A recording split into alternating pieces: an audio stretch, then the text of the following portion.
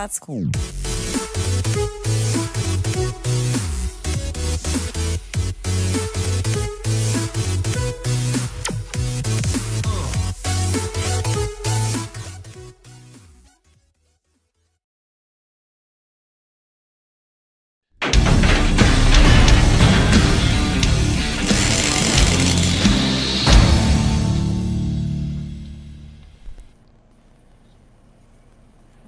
Good evening, WFL. Once again, we are back with our fourth episode of WFL to the Max. With me tonight is Derek and not Top, but Noah, and what we call a pivot. Good evening, gentlemen. Good evening. It's good to be.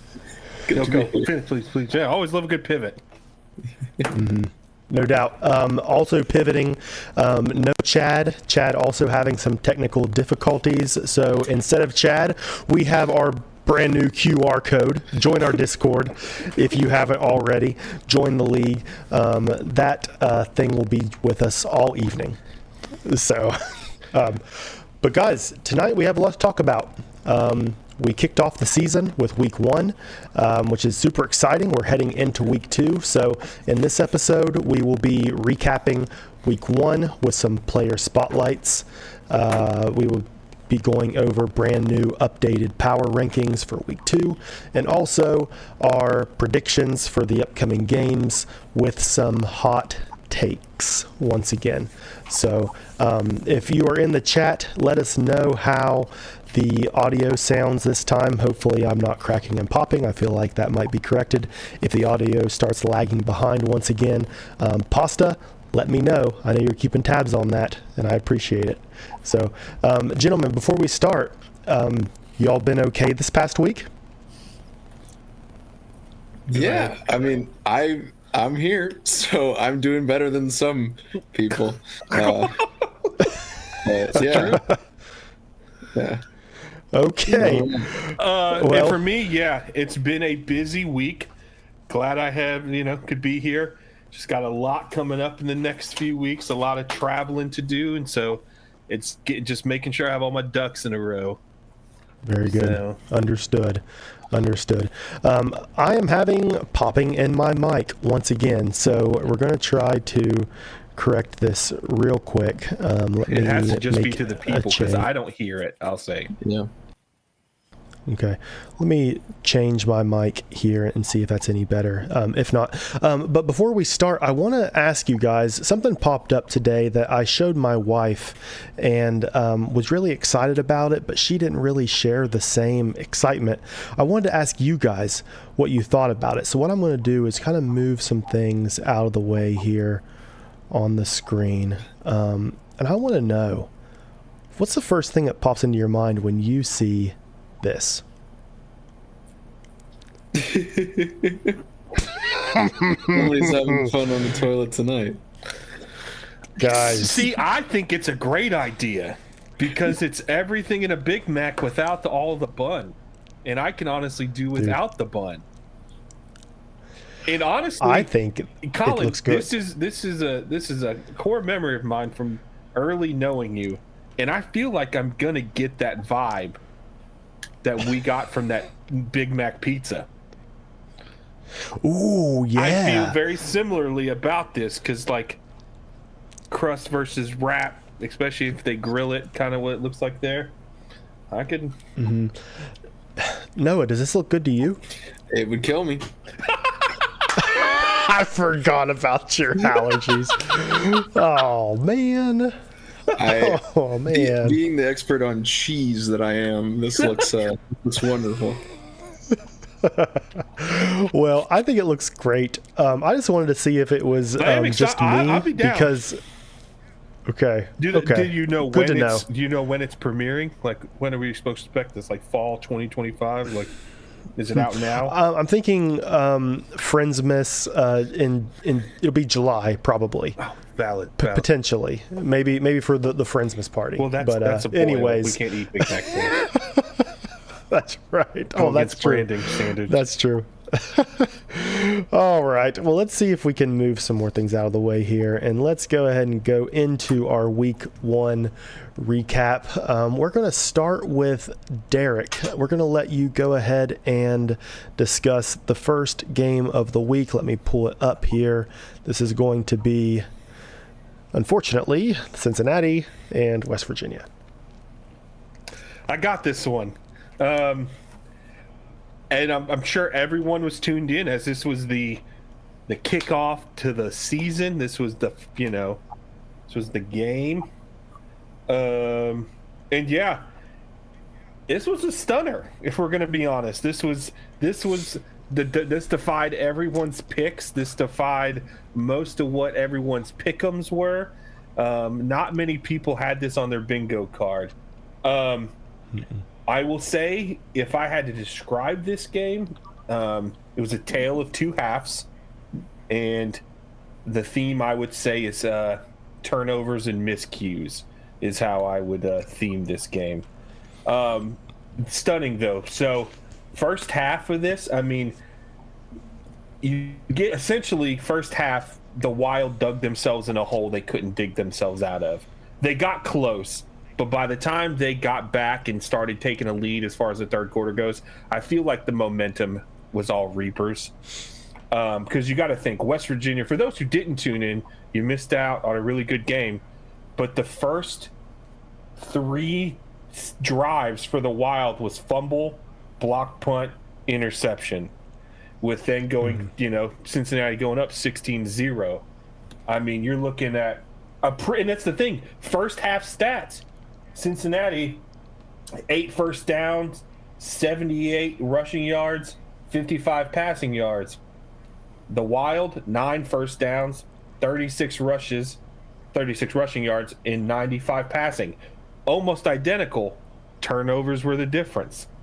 And then the second half, you get into it, and I think West Virginia found their identity. But like I said, I think by that point, they were digging themselves out of a hole, and all the momentum was with the Reapers, because O.J. Alberga goes from 36 rushing yards in the first half to ending the game with 142, which means he had 106 in the second half alone.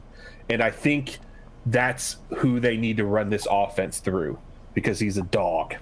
When he got his opportunities, he put up 2 touchdowns in the second half. He ran all over him, and it was a tale of 2 halves. CP6 did okay, 18 for 26, 188 yards, 2 touchdowns and interceptions, but he was sacked 6 times. Offensive line kind of looked a little bit like Swiss cheese at times. Anyone was getting through. Andre Pope, 11 for 17, 92 yards, 2 touchdowns, only took 2 sacks. He didn't turn over the ball. He took care of things, and when he needed to, he ran, which is also an X factor for him, because he put up 12 more rushes for 91 yards. He did good. And again, you got Big Papa Dre dropping up 22 rushes for 112. I mean, Cincinnati came out, shocked the world, played mistake-free football. I think they had 1 turnover, a fumble. And actually, I mean, the Wild had an additional fumble. It just happened to fall to them, which led to a touchdown, because he fumbled on the 5-yard line, which there happened to be a receiver in the area, picked it up and took it in. But it could have been astronomical. Yep. It could have been terrible, but it just happened to fall their way, that one. Shocking game. Yep. I don't know if anyone else wants to put anything towards that game, if anyone has anything they want to add, but it was an exciting game. Well, I think it was a great first game for the league. I'm, obviously not happy with the result, but I feel like we just started a little too late. It took us a whole half to find ourselves, but the third quarter really showed our true colors, so I'm hoping that we might be able to kind of find that for longer in week 2. But Cincinnati rallied with the whole drama of losing their owner and coming together as a self-driven, user-driven team, and has a lot of momentum going into week 2 and has really moved up in the rankings as far as I'm concerned. Yeah, it's the team of destiny.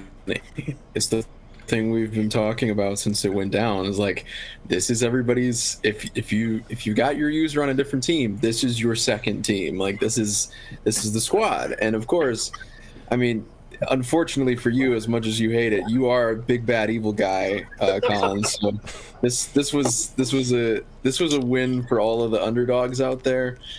I fear that this game is going to spell disaster for the rest of the league, because I've been watching your gaming this week, Colin. You have been living. What do you mean? You've been living on maximum this week. And so I fear that this will affect all games going forward.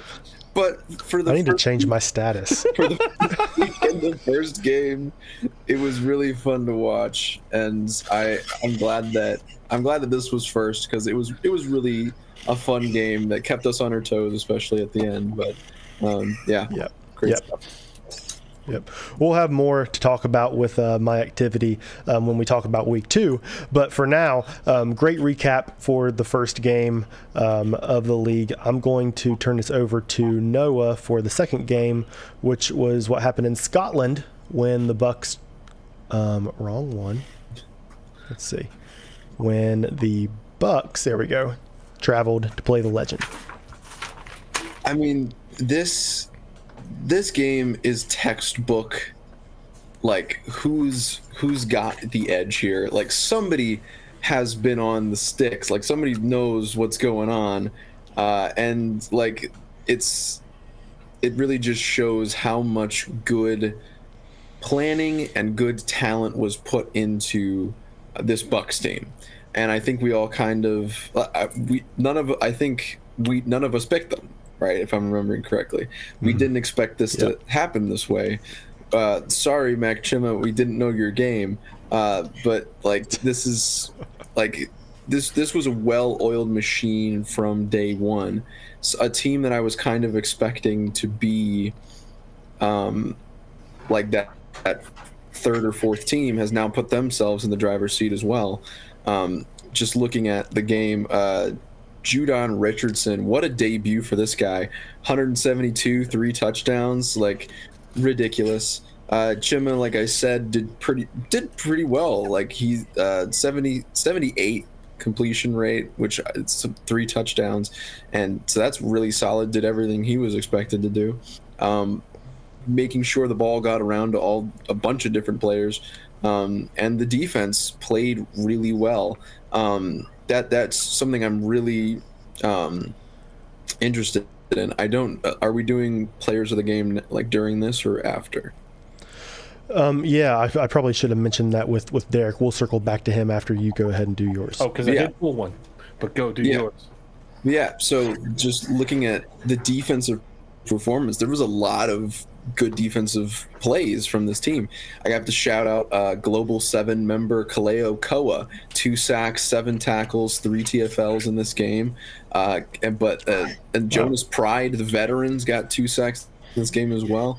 I think I'm going to give Defensive Player of the Week to Kev Say for that awesome interception that he had in the game that kind of really just set this is where this is going. But yeah, great defensive performance, and then of course 172. You can't beat that. That's Offensive Player of the Week for sure. As far as the Legend is concerned, Hugh Janus did really well. Like we were talking about, at least I was talking about, it was, are you going to be able to win with him? Looks like that's going to be the case. Unfortunately, didn't get him a win this time, but 80% completion rate, 321 and 3 TDs, really solid stat line. They couldn't get the ball rolling on the ground. 69 yards rushing for Nolan Pierce. He did have 62 through the air, so kind of made up for it, but they just didn't work with him enough. They didn't get him the ball enough, only 13 carries. And so that put it that I just don't think that they got a lot of things rolling because they weren't able to get the ground game established, forcing throws to happen. And like the guys stepped up, they did fine, but they just couldn't overcome what the Bucks put in front of them. So solid day. They did not get enough pressure, only 1 sack. And the defense is supposed to be the strength on this team, so we'll see if they're able to bounce back week 2. But yeah, so they just got out-coached, outmatched, and we'll see how that affects them going forward. Yep, good summary.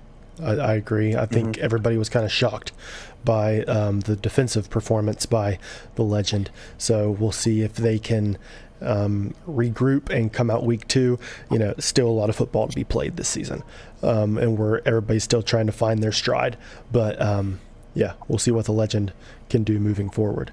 Derek, I'm going to circle back here and let you give away your players of the game for the Reapers and the Wild. Players or player? I was confused. Do I need one of each? Just one. If you don't care, give one offensive and one defensive. Okay. If you can. Well, I do. I actually do think about this. And fun fact, it's going to be the offensive one. It's got to be the most dominant offensive player in the game, even if it was for a losing effort. I still think the offensive player of this game was O.J. Alberger, because you don't come in and put up, 142 yards on 18 carries and 2 touchdowns is nice. He had a fumbles, he did, but let me tell you, if he didn't do what they did, that game was going to be a blowout. Because the thing is yes, Andre Pope could be a good candidate, but 91 rushing yards, 92 passing. I mean, it's a great effort, and he played mistake-free football, and he did it. But nothing's mind-blowing. When I look at the stats, Big Papa Dre, 22 carries for 112 yards. That offensive line, even with the fumbles, I still think I give the offensive in the losing effort, because I think if they rode that horse in the whole first half, it could have been wild. I think it could have shifted it. I really do think he's that big an offensive thing. Now, defensive, got to go to the trenches for this one. Big number 93, DT Will Brawley, 4 sacks, baby.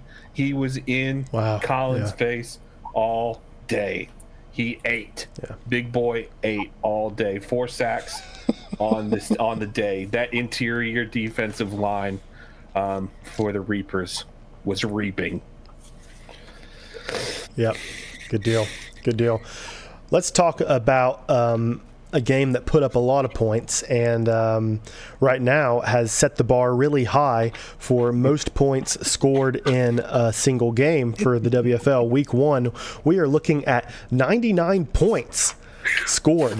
This game was 54 to 45. I mean, 99 points. That's insane. Let's talk about the Maroons for a little bit. The team on the other side of this victory here. Quarterback Alex Darr is currently sitting at first for passing yards, 322 passing yards. He was 9 for 13, threw for 2 touchdowns and 1 interception, but was sacked 7 times. So the guy came out to play, but he paid for it. Darr took a beating this game. As far as his standout targets, not a receiver. Tight end, Levenier Pinecroft, was 2 catches for 135 yards. That is a stat. That's a big stat. That tight end is definitely proving himself as a receiving threat.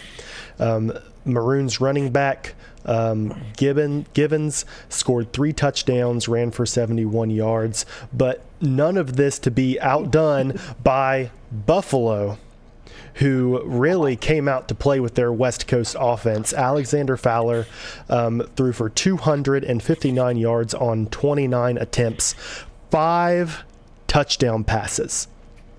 5 touchdown passes. 2 of those were to wide receiver Zach Holdorf, who went 3 for 62 with 2 touchdowns.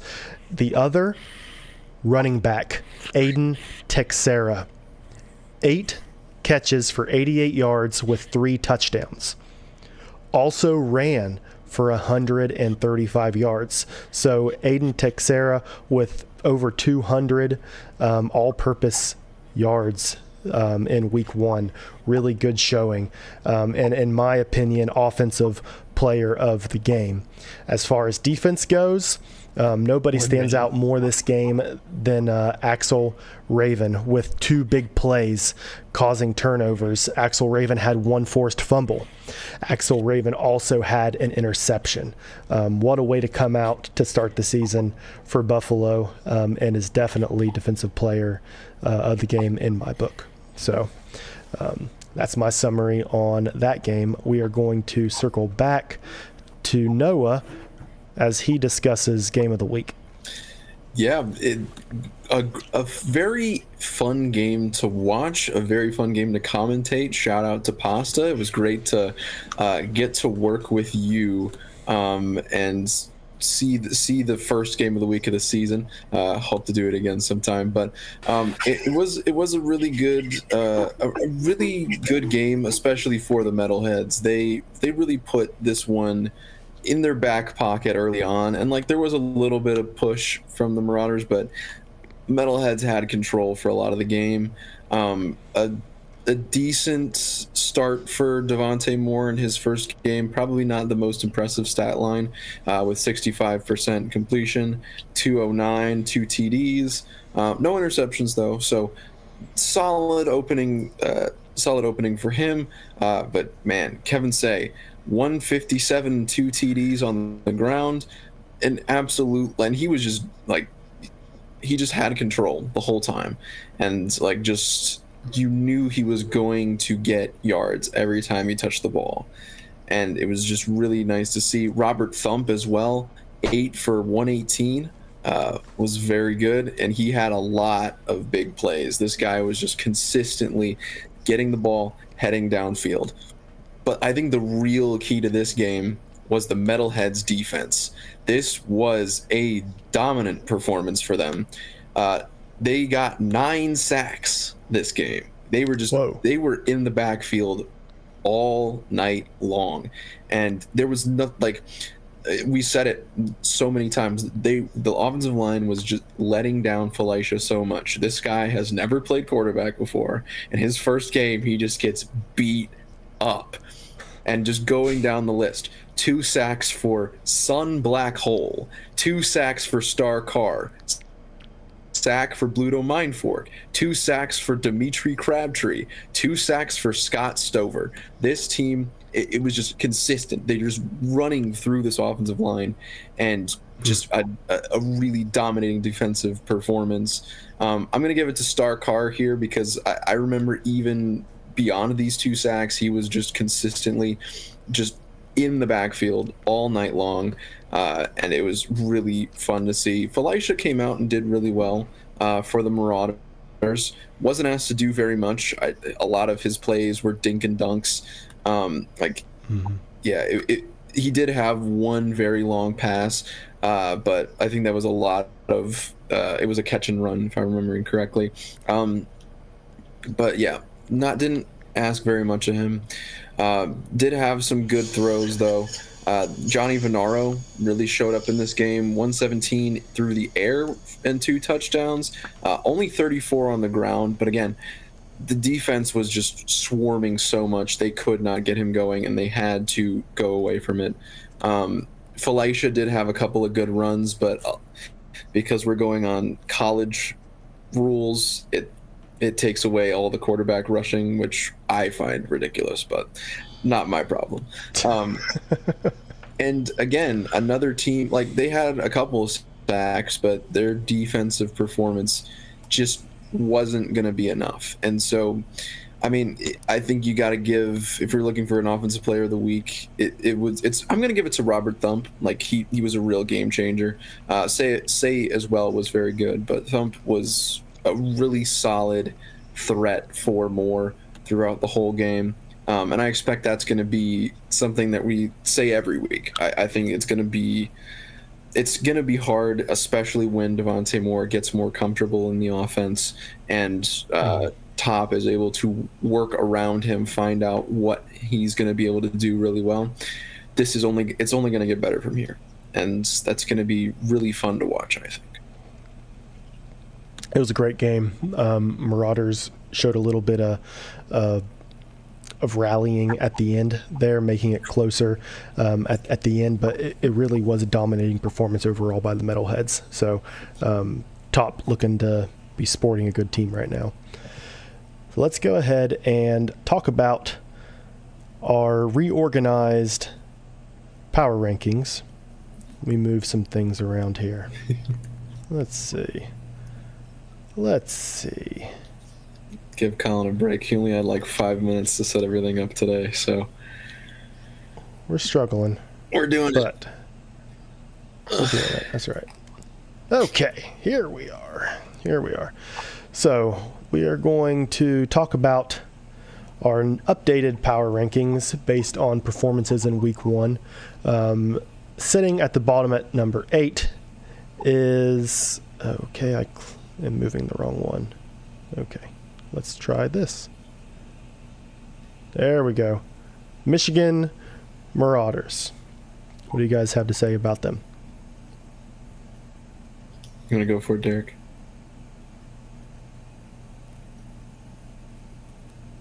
Derek, you might be muted. I am muted. Good job.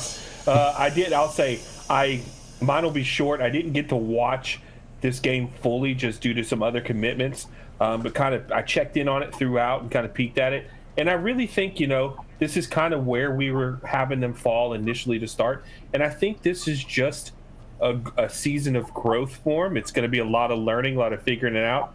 You've got some people learning positions, new to positions, and doing things, and some unproven people. So I mean, you can only go up. They put in a good effort, but just based on everyone else's performance, I think this is fitting for the position. Yeah, I would agree. This is going to be. I hope that the game plan can adjust, because they were able to get Venaro involved, but Millen barely was a part of the offense at all. They did not, like I said, they did not protect Felicia, getting him moving a little bit so he's not just crammed in the pocket when that's not where he's going to be most comfortable. So they didn't set up their team for success week one, and I hope that turns around, but that is kind of where I expect them to be. Yep. A team with a lot of potential, but a team that needs to really prove themselves in the next couple weeks. Let's go ahead and talk about number 7. Dropping a spot or 2 is the Pottsville Maroons. And again, another thing that some people were talking about, since I wasn't a part of these power rankings, I did not participate, but I do think that this is where they're at right now. They came out and disappointed in a big way. I know that this is also lighting a fire under Dave as well, just being in the locker room, knowing, like, he's like, all right, I know where I messed up, I'm gonna adjust. He's not gonna rest on his laurels, so he's taking it in stride, of course. But yeah, they were supposed to compete. They were supposed to win that game, did not. And like, I worry when they get to, like, because I don't know how we felt about Buffalo going in, but I know that there's teams that we have more confidence in coming down the pipe. So a little nervous about that, but we'll see how he's able to adjust. But for now, that makes sense. Yeah, I can go next. I think Noah hit it all. Hit the nail on the head there. I have no doubt Dave is in the lab trying to figure out what this team needs to do. Because, to be honest, who last week picked this quarterback to lead the league in passing? Everyone was anticipating this team with the whole to use your tight ends to be a run-heavy team, and I mean they came out and slaying it. So I'll tell you, since that was the pick'em question, nobody picked this. Nobody. Yeah. So exactly. Interesting. I mean, no one expected him to be, putting up passing yards like that. So, maybe even though we thought they were going one way, maybe the identity is something completely different and they just need to embrace it. Who knows? I mean, it's still a lot of points. Like, against most teams in most weeks, that 44 wins you the game. So, yeah, they have a lot of potential. I have no doubt they're going to right the ship. Yep. A team that needs to straighten out their defense, but also shows a lot of promise. Let's go ahead and talk about number 6. Another team that has dropped quite a bit is Scotland Legends. Do you want to take this start there, Colin? Or you want one of us? Or we just wrote? Yeah, Derek, you go ahead and start this one. Okay. When we did our initial power rankings, it was all about, because of their defensive selections and how this team was kind of built much differently than everyone else. I mean, it was said by pretty much everyone on here, like, if I was creating a team for myself, this is how I want it to be built. Just because on paper it looks the best way to build it, maybe it's not. Maybe they still got to figure some things out. And just because it's built different doesn't mean it's built the best. So who knows? I think there's a lot of learning. I have no doubt they definitely have the talent. So I don't think they stay in the bottom half for very long. But yeah, you never know. Yeah, I Noah? agree. I agree with this. It'll be I will reserve judgment for when I see them next week, because from what we've seen now, Dakota is one of the top two, and maybe not even number two. Like this is the new, like I would be worried if they are on my schedule, and so you're gonna not play as well against the best team. So I will save my full judgment for next week, but for right now, I'm a little bit disappointed in the performance, especially when so many of the other games were so close and this one really wasn't. So we'll see what happens, but yeah, this feels like the correct place for a team that we know can do more than this, and hopefully they do, but we'll see. Yep, I agree. Reservations on Scotland for now. I think of the saying, fool me once, shame on me, fool me twice. We're going to have to see if they fool us twice here. But will Scotland get back on track? We'll find out this weekend. But another team coming in at number 5, maybe the team that has dropped the most in the rankings, is the West Virginia Wild. Noah, I'm going to let you start us off with this.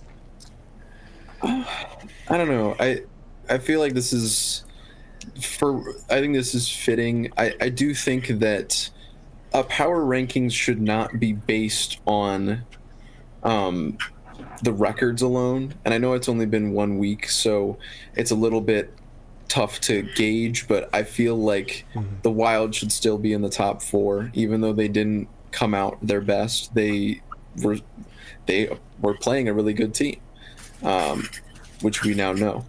I think that this game said more about the Reapers than it did about West Virginia. And so I think that I would still trust them to win more games than maybe a couple of the winners. That being said, I do understand why they're here. I do think they are the best of the teams that didn't win last week, and I expect them to be able to come back and compete at a high level. Derek. I concur. They have the horses to get it done. Again, maybe it's figuring out their identity, especially on the offensive side of the ball, and patching some things up on defense. I know that the game is not representative to the standard that the Wild set for themselves, that their owner and captain set for themselves. So I have no doubt they will figure it out and get improved. It's a tough loss. And again, like Noah said, I think it actually probably speaks more to the Reapers than it does negatively to the Wild. Yeah, I mean, this is a new game. It's a brand new game with brand new concepts, brand new things to learn. And the thing is, rosters are locked in, and you got what you got at this point, and that can be difficult for somebody like me. And I do think we'll rally. We're putting in the work. We're really doubling down on practice time in West Virginia, but we've got a rough schedule ahead. But yeah, we are. I still rank us the best of the losing teams this week, like Noah said, but not to be any higher than this number 4 team who put us down, the Cincinnati Reapers. Derek, take us. I think, looking at this game, and we've all hit on it, they were presented with a very unique challenge. They, essentially forming this as a, coming together and putting this game plan for both offense and defense, not through a solo entity, but as a group. They kind of agreed on what they wanted to do, the game plan that they wanted to attack the Wild with. And if they can keep that camaraderie and that effort and that winning mindset, and, it's, Noah mentioned it earlier, this is the team that everyone secretly roots for. They're the underdogs because, again, they kind of started behind the 8 ball. So they came and showed out. They did what they needed to do to win. Yeah. And they, again, performed really well against a great team. And I expect, and they didn't even use their talent correctly in a lot of ways. Like Tyler Holmes, who is a legend at least in my eyes, 2 receptions this game. Barely was targeted. Even Ja'Shawn Robinson, who is their number 1, 3 catches. They did not use their talent as they could have, and I know that's kind of on Pope a little bit too, but there is more that can come from this team. Time will tell what it looks like going forward, but there's still more this team can do, and I'm excited to see how they attack that, what adjustments they make even after a win to go forward in this season. You know, I really like Cincinnati, and I think, to me, Cincinnati is the Dogecoin of the WFL. and really has the potential to go to the moon. You know what I'm saying? It could be a long shot, but they have potential to really shock the world. They have what it takes. It's a great storyline. And they are really coming together to get things done. It's just really fun to see what the Reapers might be able to do. But they locked down number 4 for now. Number 3, the mighty Blizzard from Buffalo. Noah, talk about them first, and then we'll let Derek talk about his team. Yeah, they did what they needed to do. They put up points like crazy, and they really took advantage of it being week 1.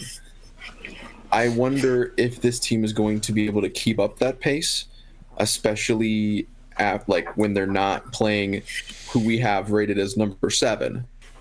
Like that's going to be the thing here. It's like, what do you do when you're against the best? I'm not convinced that Buffalo is going to be able to do this as much. That's just my opinion. It'll probably be proven wrong, because whenever I make a hard line statement like that, it turns out like gangbusters. And I am betting against the only quarterback who threw 5 touchdowns. Check out our article our article about Alexander Fowler that came out. We finally got to find out his story this week, so check that out. That was really cool to put together. But yeah, I think that I have reservations. I think that me personally, I trust the Reapers a bit more, but I do think that this team is they're going to show this coming week whether I'm right or not. Derek. Hello. So, no, I mean, it's true. There's no better feeling than starting the game off with an opening kickoff return for a touchdown. It kind of sets a pace that you start feeling real good. The boys get hype, and you start rolling. And so in a way, we did what we needed to. The team did what they needed to in all 3 phases. Special teams was good, offense was good, and defense did enough. They're good. And honestly, I appreciate all of them, because they backed up my trash talk all week by getting a win, because I talked a lot of trash. But it was said earlier. There's a lot of good teams in this league, and we got some heavy hitters on our schedule coming up, which I know we'll talk about later. So now the real test comes after a week of game planning, and now that everyone's kind of seen how their teams play, we're going to see what we're made of. But I couldn't be more proud, and we ready. We ready for the next for week 2.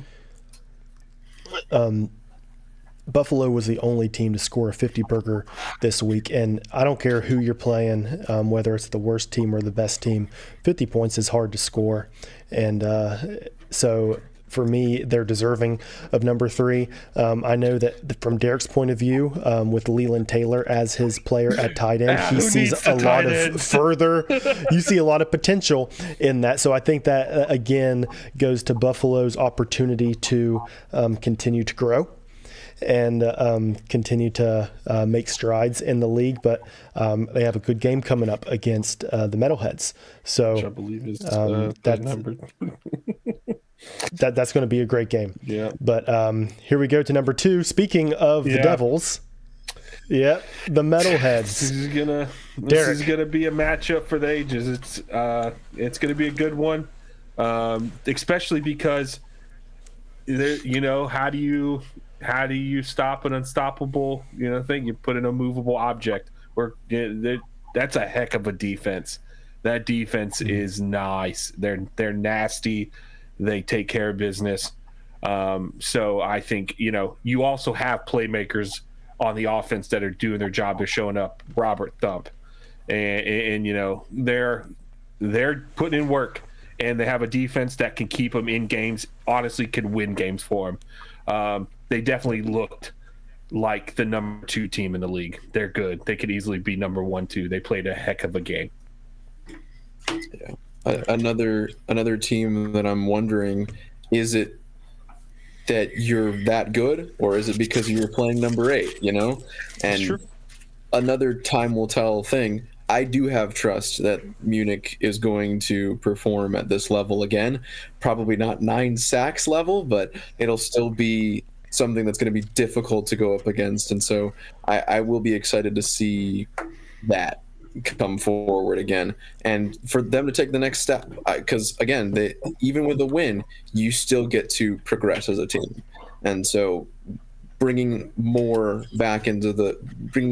up to speed of what this offense could become will be very exciting for me. Yep. A very promising franchise in Munich at number 2. And last but not least, or should I say first but not most, I don't know if that's the correct way to say it. We've got Dakota. Those Bucks, man. Buck fever going on in Dakota at number 1. This team showed domination against Scotland. That's the best way to put it.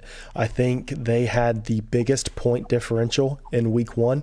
Looking at it here, it looks like 19 points. It was a blowout. Being the away team, traveling overseas across the world to Scotland, really laying the hammer down. They look good. They look like the best team, and in my eyes, very deserving of number 1 right now. Yeah, it's not close. You have reservations about other teams. I have no reservations about Dakota. They are, and again, it's 1 week, but they definitely seem like the leader in the clubhouse at the moment, and like there's no contest. You took out a team with a lot of expectations, and you're going to get another one of those this coming week. So they've already proven they can do it. This isn't like, oh, I wonder what they're going to do. No, we already know. So now it's up to the Wild to step up to their game, and it'll be fun to watch, I'm sure. Yep. Derek. Fuck yeah. Fuck yeah. No, well, I mean, they showed they're the best team. They look like the best team. They came in, dominated. I think we gave them in our last episode. We gave Chad and the team all the bulletin board material they needed. He was not thrilled with a sweep against him, where everyone picked against the Bucks. I think he took that to heart. He had his team fired up, and they showed out.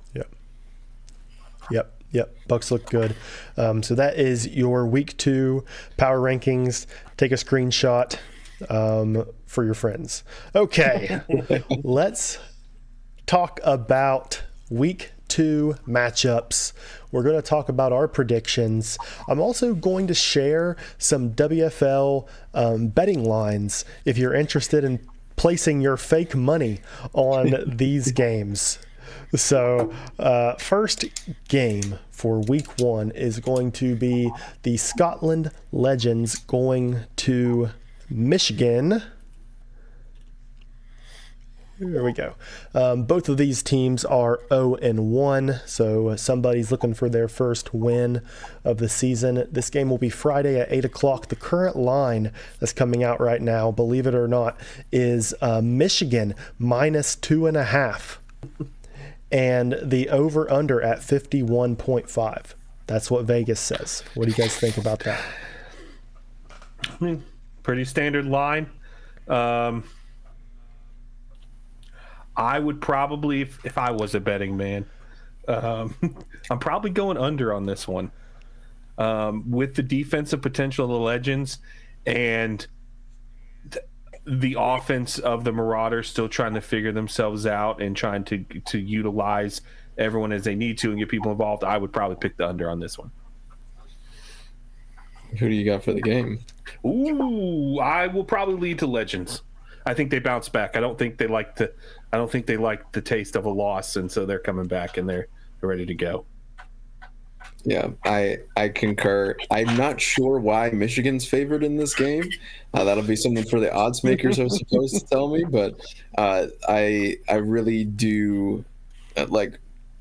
It's the team that had the most struggles on offense against the team we know can have a good defense. I think that's just setting it up for a low-scoring game and the Legends to take the win. It's just that just makes sense in my head, and I'm sure Johnny Venaro is going to go for 250 and 6 touchdowns. But we're taking the Legends. I think that makes sense to me. I think you both are wrong.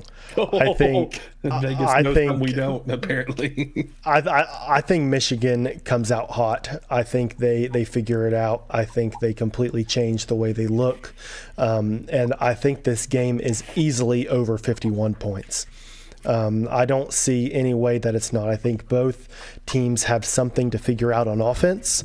I think if you took their scores from week 1, Legends scored 24, Michigan scored 28. That's already over 51 and a half. I think that if they both improve their offenses, we're well over 51 and a half as far as that line goes. So give me Michigan, give me the over, parlay it together, put $100, fake bucks on it. I'm all in on that. Max dollars. Ooh, max buck. Your next game, which is happening Saturday at 6 o'clock Eastern time, is the 0-1 Maroons versus the 1-0 Reapers. You are looking at a line of Cincinnati favored by 3.5 points. You're over under a little bit higher on this one, 54.5. Again, I could just pick the Maroons every week, but I feel like Dave respects me enough to not have the need for me to do that. I'm going to take the Reapers in this game, and I'll take the over as well. I think that, like I said, they have a lot more things that they can do with their offense, and I think that it is a good opportunity for them to do that. Maroons have already had a great offensive performance, and they didn't even run the ball as well as they wanted. So I think that they could do even more with that. But I do think that with more focus on the passing game for Cincinnati, I think that they will do really well in this one, and they will get the victory. Derek. I think this is a tough one because I know Dave is working. He definitely didn't like the outcome of week 1, and he's trying to get the team in shape and ready to play. I know we mentioned it in previous power rankings things with there's a lot of points to put up. Can the offense perform the same? I think the line's good.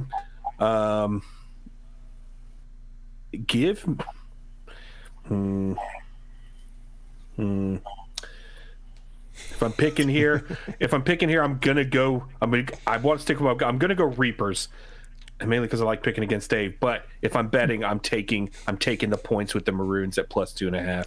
I think it's a close one, maybe 1 point loss. Okay. I'm hedging. Very good. I'm hedging my bet here on Max. I'm taking the Reapers, but I'm putting my money on the points for the Maroons. I like it. I think the Reapers stay hot.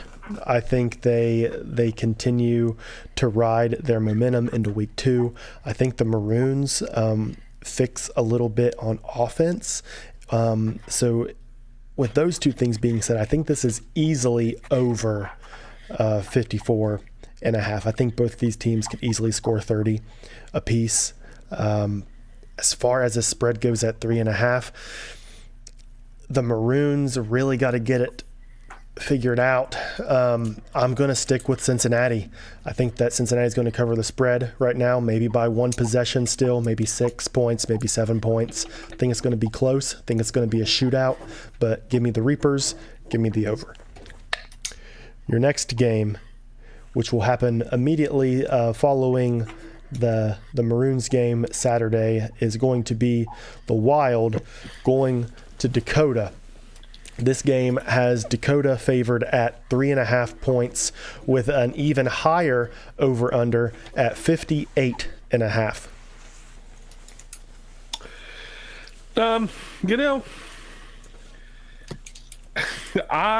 This is tough because you have one team that showed what they have and played really well and number one ranked.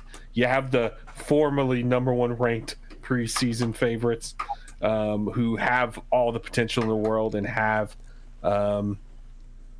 they have the talent on the team. You have a very determined head coach.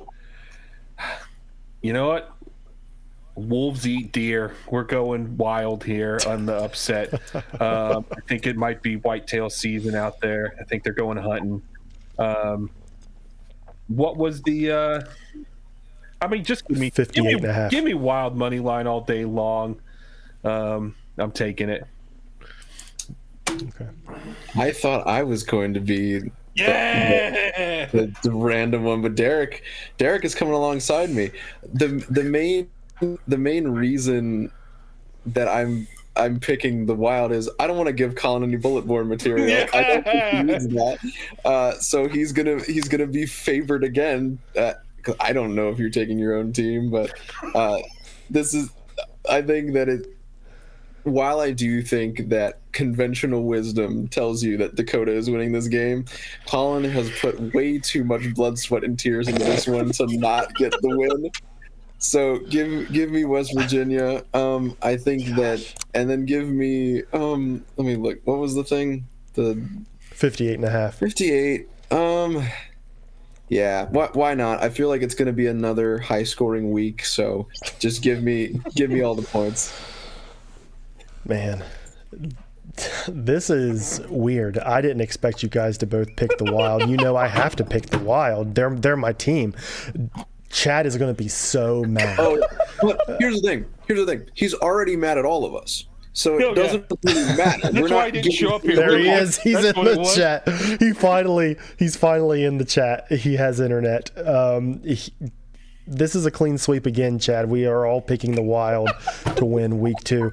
I'm going to say, to your point, Noah, talking about how much you're seeing me on Maximum, I have ran a bunch of sims, and I have only been able to manage to win probably 15% of these games. This team is good. The Bucks are good, and I had to really run it down to the wire. I turn my playbook in a day early than the other owners so that we can avoid any kind of collusion or anything like that. And so I submitted my book yesterday. I would say this is a literal coin flip as far as I'm concerned. It's going to be a high-scoring game. This is a really good over-under at 58.5. I'm going to take the under. So you guys both took the over. I'm going to take the under on this one just to give some variation. It's going to be a good game. Surprised it wasn't voted game of the week. Me too. Let's talk about game of the week. Game of the week, which will happen Sunday, time to be determined, depending on broadcaster availability. But this is the Metalheads traveling to Buffalo in what should be a showdown. The line was already created in the Who You Got, and that is Munich minus 4.5. However, this over-under is huge, guys. 62.5 points. I'll let someone else go first. Okay. Well, yeah, I don't know who made that line. That's crazy. Yeah, I think that based on the line, you know where I'm going. I think that showing that defensive performance is going to be something that Buffalo did not face last week, and I think that it'll probably be closer than my doom and gloom will lead you to believe. But I do think that Munich is going to get the victory here. They just have so much, like, from guys that who knew that Star Carr was going to be the first superstar of this league. I didn't. But that's something about what Top has been able to put together, and I think that they have the good building blocks, and until they prove it to me, I'm not sure that Buffalo is able to game plan as well as Munich. When I see it, because of course this is just how this works. When Buffalo beats Munich by 21 points, I'll give you your flowers, and that'll be fine. But yeah, we'll take Munich for now, and I think this will say a lot about both teams based on the result. I'm going to let Derek talk in a minute. I'm going to go ahead and speak my piece on this game. I have a lot of faith in Buffalo. Maybe it's because I think Buffalo's due for a big win, Derek. Too soon, okay. Too soon. But the Buffalo Blizzard have a really good squad. I really like what they were able to accomplish through the air. I think they keep it within the spread. So I'm taking Buffalo. I'm taking the under, though. 62.5 points is a lot. Yeah.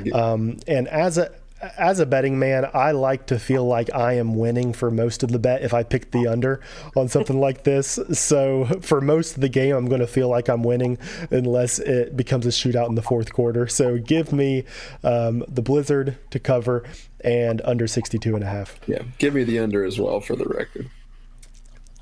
So I know Chad loves keeping the record. Buffalo by a billion. We're winning. I don't have enough integrity not to choose my own team. The boys are fired up. It is going to be tough. You know, they say defense travels.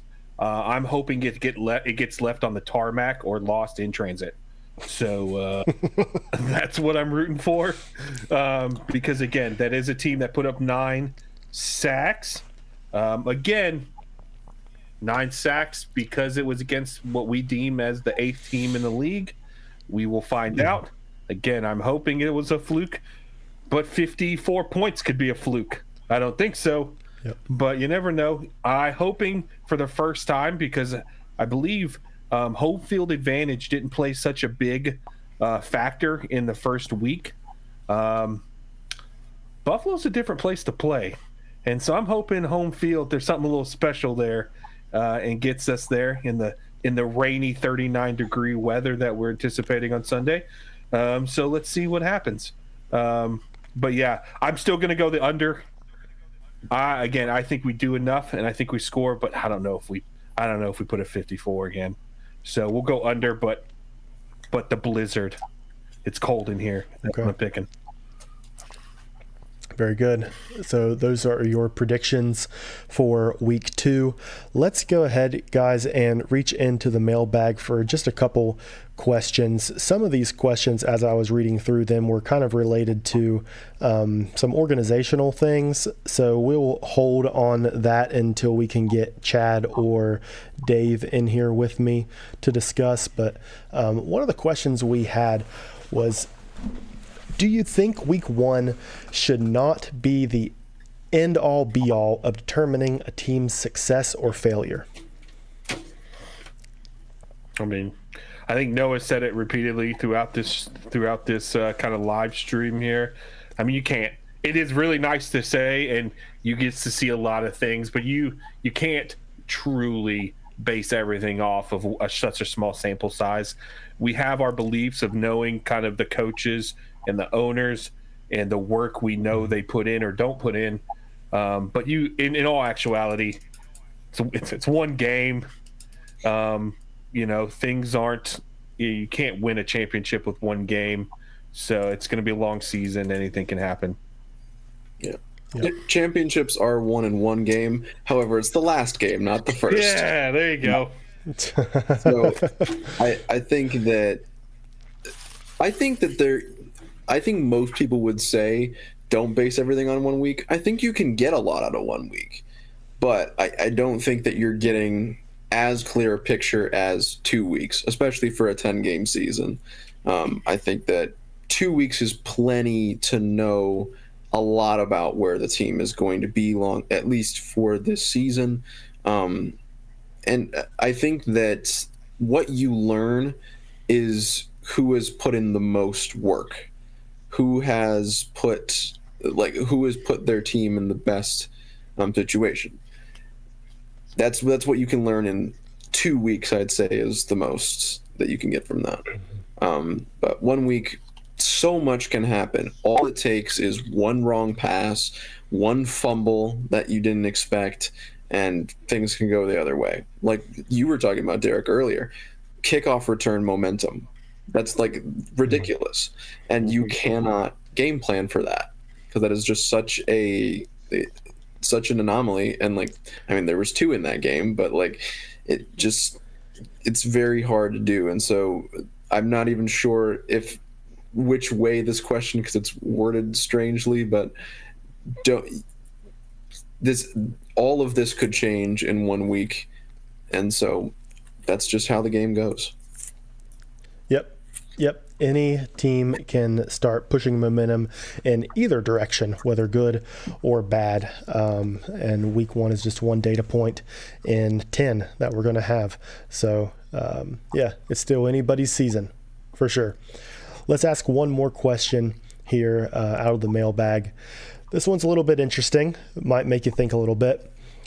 If the WFL had a mascot, what would it be? I like that question. Yeah, it's good. What context are we talking here? Are we trying to see at the draft they'll have all the mascots are here? Is that what we're talking about, or is this like a wild animal? Like, what are we trying to do here? I mean, I think it's if the WFL was a football team, what would their mascot be?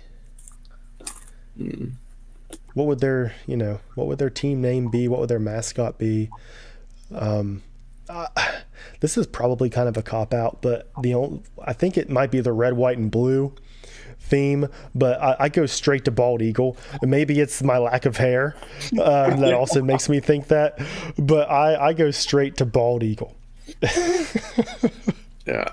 It's a classic, really. Yeah, the only thing the thing that's sticking in my head is the idea of Maximum Man, just like this superhero with flowy cape, and I can even see long luscious hair, which I know is very common in the WFL. But I think that I could, if we had to pick an animal, I don't know, something classy. What's a classy animal? I'm not sure. But a great white shark. Sure. Yeah. Why not? That's like a shark.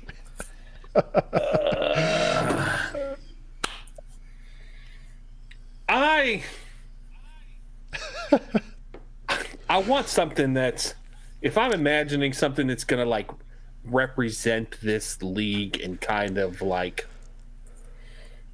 personify what we got going here, I've got to take it somewhere like the Tasmanian Devil, but like the cartoon one, all over the place, just sporadic and kind of everywhere, but everyone loves them. It's a good time when they're around, but good luck trying to figure out exactly what's going on, what's happening, or what they're doing. Just tearing shit up. Hey, your bald twins That's fair. Posted a new video. You see that? Did Dave post another locker room? No, thing? The bot finally worked, and it's labeled as Colin's bald twin. What?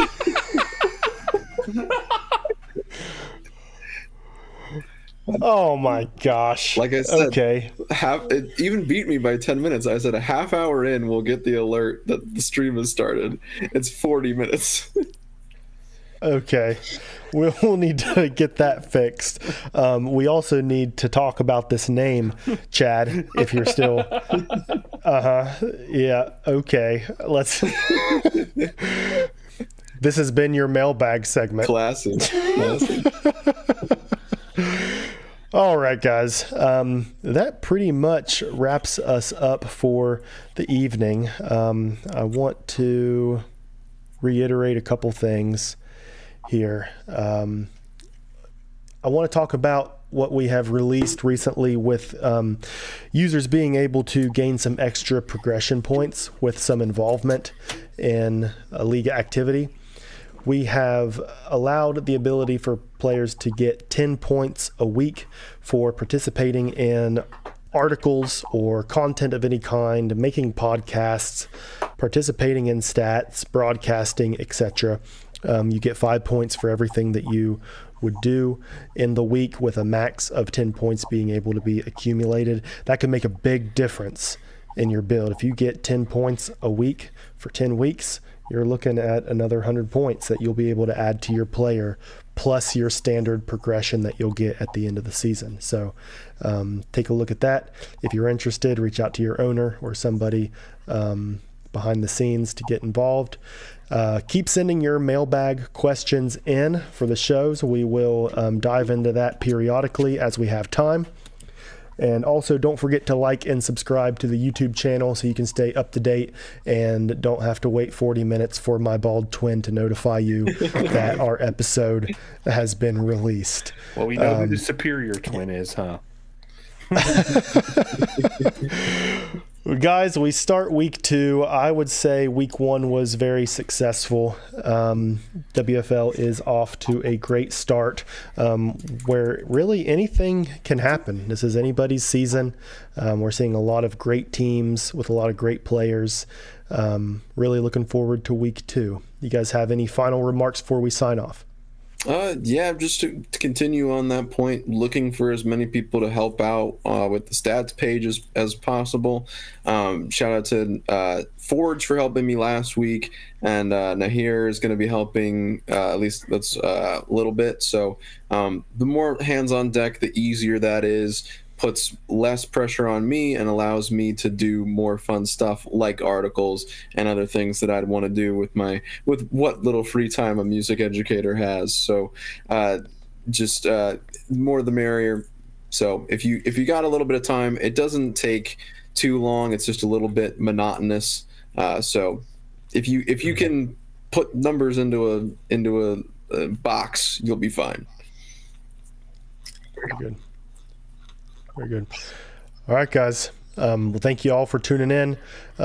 Look forward to starting week 2, and we will catch back up with you next Thursday. Good luck to everyone. Have a good one. Good luck.